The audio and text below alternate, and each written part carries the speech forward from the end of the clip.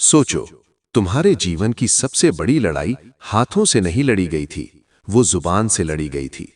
एक वाक्य, बस एक वाक्य और रिश्ता खत्म। एक शब्द और वर्षों की मेहनत बेकार। गरुड़ पुराण में साफ लिखा है, इंसान का पतन उसके कर्म से पहले उसकी वाणी से शुरू होता है। तुम मंदिर गए, पूजा की, भगवान का नाम लिया, लेकिन अगर घर आकर किसी से कठोर शब्द बोले तो समझो पूजा वहीं टूट गई। आज का युग बोलने का है, लेकिन समझने का नहीं। हर कोई जवाब देना चाहता है, लेकिन कोई शांत नहीं रहना चाहता, और यहीं से जीवन बिगड़ना शुरू होता है। अगर तुम सच में जानना चाहते हो कि शांति कैसे आती है, सम्मान कैसे बढ़ता है और जीवन कैसे हल्का होता है, तो इस वीडियो को अंत तक सुनना, क्योंकि आज गरुड़ पुराण की एक ऐसी सीख तुम्हारे सामने आने वाली है जो तुम्हारी आवाज नहीं, तुम्हारी जिंदगी बदल देगी। जब मनुष्य बोलता है तब वो केवल शब्द नहीं बोलता, वो अपना संस्कार बोलता है, वो अपनी सोच बोलता है, वो अपने भविष्य का बीज बोता है। गरुड़ पुराण में एक बहुत गहरी बात कही गई है। मनुष्य के सबसे अधिक पाप उसके हाथों से नहीं, उसकी जुबान से होते हैं। हम सोचते हैं कि पाप चोरी से होता है, हिंसा से होता है, गलत कर्म से होता है, लेकिन शास्त्र कहते हैं जो शब्द बिना सोच के निकले, जो वाणी अहंकार से भरी हो, जो वाणी किसी को तोड़ दे, वही सबसे सूक्ष्म और सबसे घातक पाप है। श्री कृष्ण ने कभी बहुत अधिक नहीं बोला। महाभारत जैसे युद्ध में भी उन्होंने शब्द गिने हुए बोले, क्योंकि कृष्ण जानते थे जो कम बोलता है वही गहरा असर करता है। आज मनुष्य की सबसे बड़ी समस्या ये नहीं है कि वो कम जानता है, समस्या ये है कि वो जरूरत से ज्यादा बोलता है। हम बोलते हैं ताकि खुद को सही साबित कर सकें, हम बोलते हैं ताकि सामने वाले को नीचा दिखा सकें, हम बोलते हैं ताकि अपने भीतर के डर को छुपा सकें। गरुड़ पुराण कहता है जो व्यक्ति हर समय बोलता रहता है वो भीतर से खाली होता है। शांत व्यक्ति खाली नहीं होता, वो भरा हुआ होता है। जब मनुष्य चुप होता है तब उसका विवेक बोलता है, और जब मनुष्य लगातार बोलता है तब उसका अहंकार बोलता है। सोचो, तुम्हारे जीवन में कितने रिश्ते सिर्फ इसलिए टूटे क्योंकि एक पल की चुप्पी नहीं रखी गई, एक वाक्य नहीं रोका गया, एक शब्द वापस नहीं लिया गया। गरुड़ पुराण में कहा गया है जो शब्द एक बार निकल गया वो वापस नहीं आता, और वही शब्द मनुष्य को स्वर्ग भी ले जा सकता है और नरक भी। आज का मनुष्य तेज बोलता है, ऊंची आवाज में बोलता है, लगातार बोलता है, लेकिन सही नहीं बोलता। सही बोलने का अर्थ ये नहीं है कि तुम सच्चाई बोल दो। सही बोलने का अर्थ है वो सच जो सामने वाले को तोड़े नहीं। कृष्ण ने अर्जुन को युद्ध के लिए प्रेरित किया, लेकिन एक भी शब्द ऐसा नहीं बोला जो अर्जुन के आत्मसम्मान को चोट पहुंचाए। ये कला है, वाणी की साधना। गरुड़ पुराण कहता है जिसने वाणी को जीत लिया उसने जीवन को जीत लिया। ध्यान से सुनो, वाणी पर नियंत्रण तपस्या है, और तपस्या का फल तुरंत नहीं मिलता, लेकिन जब मिलता है तो जीवन बदल देता है। जो व्यक्ति कम बोलना सीख जाता है वह सुनना सीख जाता है, और जो सुनना सीख जाता है वही सीखता है। बाकी सब सिर्फ बोलते रहते हैं। आज तुम्हें सलाह देने वाले बहुत हैं, लेकिन तुम्हें सुनने वाला शायद कोई नहीं। क्यों? क्योंकि हर कोई बोलने में व्यस्त है। गरुड़ पुराण में कहा गया है, मूर्ख वह नहीं जो कम जानता है, मूर्ख वह है जो बिना जरूरत बोले। कभी कभी चुप रहना सबसे बड़ा उत्तर होता है, कभी कभी मौन सबसे बड़ा शस्त्र होता है, और कभी कभी मौन ही सबसे बड़ी करुणा होती है। कृष्ण मौन थे जब द्रौपदी का अपमान हुआ, लेकिन वही मौन बाद में महाभारत बना, क्योंकि मौन कमजोरी नहीं होता, मौन समय की प्रतीक्षा होता है। अगर हर बात का जवाब दिया जाए तो ऊर्जा खत्म हो जाती है। गरुड़ पुराण कहता है ऊर्जा बचाओ, शब्द बचाओ। जो व्यक्ति हर किसी को जवाब देता है वह अपने लक्ष्य तक कभी नहीं पहुंचता। आज अगर तुम सच में आगे बढ़ना चाहते हो तो 3 बातें अपने जीवन में उतार लो। कम बोलो, धीरे बोलो और सोच कर बोलो। जो शब्द प्रेम से निकलते हैं वही याद रखे जाते हैं, बाकी शब्द सिर्फ शोर होते हैं। गरुड़ पुराण ये भी कहता है कठोर वाणी वाला व्यक्ति अपने पुण्य खुद जलाता है। तुम मंदिर जाओ, दान करो, पूजा करो, लेकिन अगर तुम्हारी वाणी कटु है तो सब व्यर्थ है। कृष्ण भक्ति का अर्थ है मधुरता, और मधुरता सबसे पहले वाणी में आती है। अब एक सवाल खुद से पूछो, क्या तुम्हारे शब्द किसी को शांति देते हैं या बेचैनी? अगर तुम्हारे शब्दों से कोई रोता है तो समझो अभी साधना अधूरी है, और अगर तुम्हारे मौन से किसी को सुकून मिलता है तो समझो तुम सही मार्ग पर हो। जीवन में हर युद्ध तलवार से नहीं लड़ा जाता, अधिकांश युद्ध वाणी से हार जाते हैं। इसलिए गरुड़ पुराण कहता है, कम बोलो, लेकिन जब बोलो तो ऐसे बोलो कि तुम्हारे शब्द किसी के जीवन का बोझ हल्का कर दें। मनुष्य ये नहीं समझता कि वाणी केवल इस जन तक सीमित नहीं रहती। गरुड़ पुराण में बहुत स्पष्ट कहा गया है, मृत्यु के बाद आत्मा के साथ उसके शब्दों का भी लेखा जाता है। तुमने किसे क्या कहा, कैसे कहा, किस भाव से कहा, यह सब आत्मा पर अंकित रहता है। बहुत लोग कर्म से अच्छे होते हैं लेकिन वाणी से कठोर, और बहुत लोग कर्म से सामान्य होते हैं लेकिन वाणी से अमृत बरसाते हैं। गरुड़ पुराण कहता है, दूसरा व्यक्ति तुम्हें भूल सकता है लेकिन तुम्हारे शब्द उसके मन में जीवन भर गूंजते रहते हैं। इसलिए श्री कृष्ण ने कभी भी क्रोध में शब्द नहीं बोले। जब शकुनी ने छल किया, जब कौरवों ने अन्याय किया, कृष्ण शांत रहे, क्योंकि वे जानते थे क्रोध में बोला गया शब्द सबसे पहले स्वयं को जलाता है। आज का मनुष्य सबसे ज्यादा बोलता है तब जब उसे चुप रहना चाहिए, और सबसे ज्यादा चुप रहता है तब जब उसे सच बोलना चाहिए। यही असंतुलन जीवन को बिगाड़ देता है। गरुड़ पुराण में कहा गया है, जो सत्य बोले लेकिन समय देखकर बोले, जो मौन रखे लेकिन डर से नहीं, बुद्धि से। मौन और डर में फर्क होता है। डर वाला मौन आत्मा को कमजोर करता है, बुद्धि वाला मौन आत्मा को शक्तिशाली बनाता है। कृष्ण का मौन डर का नहीं था, वो नियंत्रण का था। आज अगर तुम अपने जीवन को देखो तो पाओगे कि तुम्हारी सबसे बड़ी थकान शारीरिक नहीं है, मानसिक है। और ये मानसिक थकान लगातार बोलने से आती है, लगातार सफाई देने से आती है, लगातार खुद को साबित करने से आती है। गरुड़ पुराण कहता है, जिसे खुद पर विश्वास है उसे शब्दों की भीड़ की जरूरत नहीं होती। शांत व्यक्ति कमजोर नहीं होता, वो अंदर से स्थिर होता है। जब तुम चुप रहते हो तो सामने वाला अपनी असलियत खुद दिखा देता है। यही कारण है कि बुद्ध, कृष्ण, महावीर तीनों ने मौन को अपनी साधना बनाया। अब सुनो, ये बहुत महत्वपूर्ण है।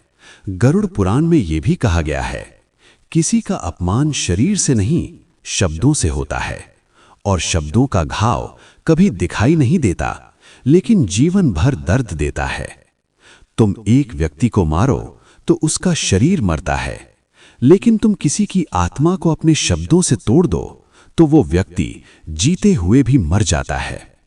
इसलिए कहा गया, वाणी को तलवार मत बनाओ, उसे दीपक बनाओ। आज कलयुग में सबसे सस्ता हथियार जुबान है। कोई भी कुछ भी बोल देता है, बिना सोचे, बिना समझे, बिना जिम्मेदारी के। गरुड़ पुराण चेतावनी देता है, जो व्यक्ति अपनी वाणी पर नियंत्रण नहीं रखता वो अपने अगले जन्म को भी बिगाड़ देता है। हाँ, शब्द अगले जन्म तक जाते हैं। तुमने जो बोला वो तुम्हारे संस्कार बनता है, संस्कार तुम्हारी आदत बनते हैं, आदत तुम्हारा स्वभाव बनती है, और स्वभाव अगला जन्म तय करता है। अब समझ में आया कि कम बोलो, सही बोलो क्यों कहा गया। ये केवल जीवन सुधार नहीं, आत्मा सुधार है। कृष्ण कहते हैं, जो मन को जीत ले वही सच्चा योद्धा है, और मन को जीतने का पहला द्वार है वाणी पर नियंत्रण। अगर आज से तुम हर बात का उत्तर देना छोड़ दो तो देखना कितनी लड़ाइयां अपने आप खत्म हो जाएंगी। हर बहस जीतना जरूरी नहीं, कभी कभी शांत रहना सबसे बड़ी जीत होती है। गरुड़ पुराण में लिखा है, जो व्यक्ति मौन में भी संतोष अनुभव करता है वो संसार में रहते हुए भी बंधन मुक्त है। अब एक गहरी बात सुनो, अगर तुम सच में जानना चाहते हो कि कोई व्यक्ति कितना ज्ञानी है तो उसकी बातों की संख्या मत गिनो, उसकी चुप्पी की गहराई देखो। क्योंकि खाली बर्तन ज्यादा बचते हैं और भरे हुए शांत रहते हैं। कृष्ण ने गीता में 700 श्लोक कहे, लेकिन उससे पहले सालों मौन रखा। आज लोग बिना साधना के उपदेश देते हैं, बिना अनुभव के ज्ञान बांटते हैं। गरुड़ पुराण इसे आत्मिक अपराध कहता है। अगर तुम्हें नहीं पता तो चुप रहना भी एक पुण्य है। हर बात पर राय देना ज्ञान नहीं, अहंकार है। और अहंकार वाणी के रास्ते ही सबसे पहले बाहर आता है। इसलिए जीवन में अगर शांति चाहिए तो शब्दों की संख्या घटाओ। कम बोलो, लेकिन जब बोलो तो ऐसे बोलो कि तुम्हारे शब्द किसी के भीतर आशा जगा दें। जब मृत्यु का समय आता है तो मनुष्य के पास उसका धन नहीं जाता, उसका पद नहीं जाता, उसकी प्रसिद्धि नहीं जाती। गरुड़ पुराण कहता है, मृत्यु के समय मनुष्य के साथ 3 ही चीजें जाती हैं, उसके कर्म, उसकी स्मृति और उसकी वाणी के संस्कार। उस समय कोई ये नहीं पूछता कि तुमने कितने शब्द बोले, पूछा जाता है तुम्हारे शब्दों ने कितनों को शांति दी। यमलोक में आत्मा से पहले उसकी वाणी का भार तौला जाता है। कठोर शब्द भारी होते हैं, कटु शब्द आत्मा को नीचे खींचते हैं और मधुर शब्द आत्मा को हल्का करते हैं। इसीलिए शास्त्र कहते हैं, जो व्यक्ति जीवन में वाणी को हल्का कर लेता है उसकी मृत्यु भी हल्की हो जाती है। आज मनुष्य मृत्यु से डरता है क्योंकि उसने जीवन भर अपनी वाणी से खुद को बोझिल बना लिया है। कृष्ण की मृत्यु नहीं हुई थी, कृष्ण ने देह छोड़ी थी। और जो व्यक्ति वाणी की साधना कर लेता है वो भी मृत्यु नहीं पाता, वो केवल रूप बदलता है। गरुड़ पुराण ये भी बताता है कि जिस घर में शब्दों में शांति होती है वहां देवता वास करते हैं, और जिस घर में दिन रात कटु वाणी होती है वहां पूजा करने पर भी शांति नहीं आती। तुम अगर सच में अपने घर में सुख चाहते हो तो पहले अपनी जुबान बदलो। बच्चे माता पिता की वाणी से संस्कार सीखते हैं। अगर घर में ऊंची आवाज है तो बच्चा भी शोर बन जाता है। अगर घर में मौन के साथ प्रेम है तो बच्चा संवेदनशील बनता है। गरुड़ पुराण में लिखा है, जो माता पिता अपने बच्चों के सामने एक दूसरे से मधुर बोलते हैं वे अपने बच्चों को आशीर्वाद देते हैं। अब जरा अपने दिन को याद करो। सुबह उठते ही तुमने क्या बोला? शिकायत, गुस्सा या कृतज्ञता? रात को सोते समय तुम्हारे शब्द कैसे थे? कड़वे, थके हुए या शांत? क्योंकि जिस भाव में दिन शुरू होता है उसी भाव में कर्म बनते हैं, और जिस भाव में दिन समाप्त होता है उसी भाव में संस्कार गहरे होते हैं। कृष्ण कहते हैं, दिन की शुरुआत मौन से करो और दिन का अंत कृतज्ञ वाणी से। जो व्यक्ति सुबह उठकर कुछ देर चुप रहता है वो दिन भर कम गलत बोलता है। आज का युग शब्दों का युग है, लेकिन विवेक का नहीं। सोशल मीडिया, बहस, टिप्पणियां, सब जगह शब्द हैं, लेकिन मौन नहीं। गरुड़ पुराण चेतावनी देता है, जो व्यक्ति हर जगह अपनी राय देता है वो अपनी आत्मा को धीरे धीरे थका देता है।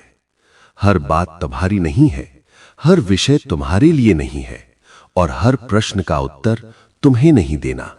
ये समझ आ जाए तो जीवन सरल हो जाता है। कृष्ण ने भी हर प्रश्न का उत्तर नहीं दिया।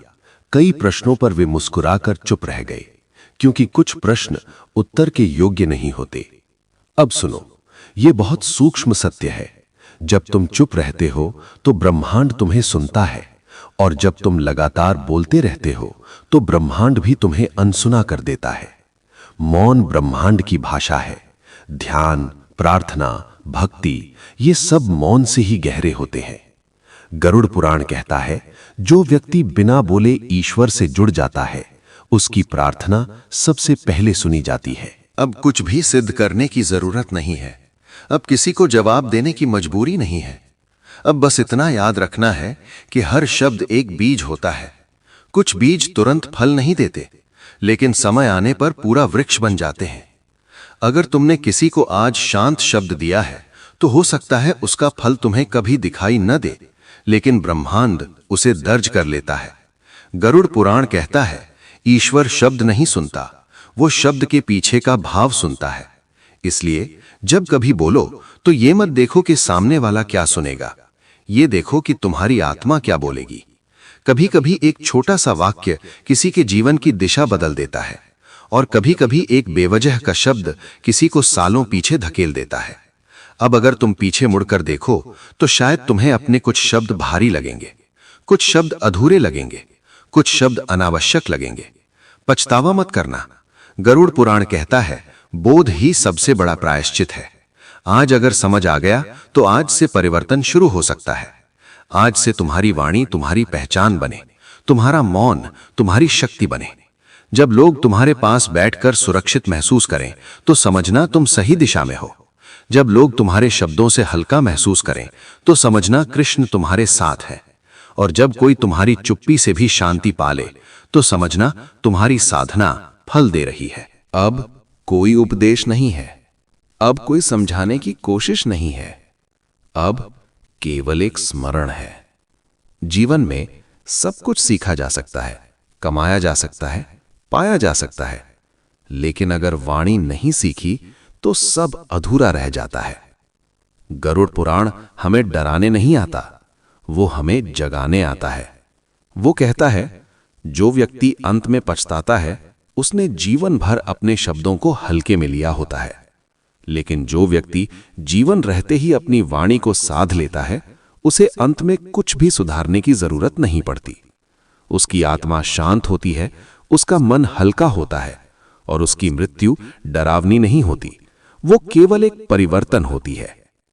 कृष्ण ने यही सिखाया, कम शब्द लेकिन पूर्ण शब्द। उन्होंने कभी कहा नहीं, मैं सबसे बड़ा हूं, लोगों ने महसूस किया। उन्होंने कभी कहा नहीं, मैं ईश्वर हूं, लोगों ने झुकना सीख लिया। यही सही वाणी की पहचान है, जो बिना शोर किए असर कर जाए। आज अगर तुम इस आवाज को सुन रहे हो तो समझो ये कोई संयोग नहीं है, ये स्मरण है। स्मरण कि हर शब्द मायने रखता है, हर वाक्य एक कर्म है और हर मौन एक गुप्त साधना है। इसे एक छोटे से संकल्प की तरह लेना। आज से जो बोलना है सोचकर बोलना है, जो नहीं बोलना है उस पर गर्व करना है। क्योंकि जिसने अपनी जुबान को जीत लिया उसने संसार को जीतने की दौड़ से खुद को मुक्त कर लिया, और जो मुक्त है वही वास्तव में कृष्ण के निकट है। अब ये आवाज यहीं मौन में विलीन हो जाती है, लेकिन अगर तुमने इस मौन को समझ लिया तो समझो गरुड़ पुराण की सबसे गहरी सीख तुम्हारे भीतर उतर चुकी है। कम बोलो, सही बोलो, और जहां शब्द कम पड़ जाएं, वहां मौन को ईश्वर बनने दो।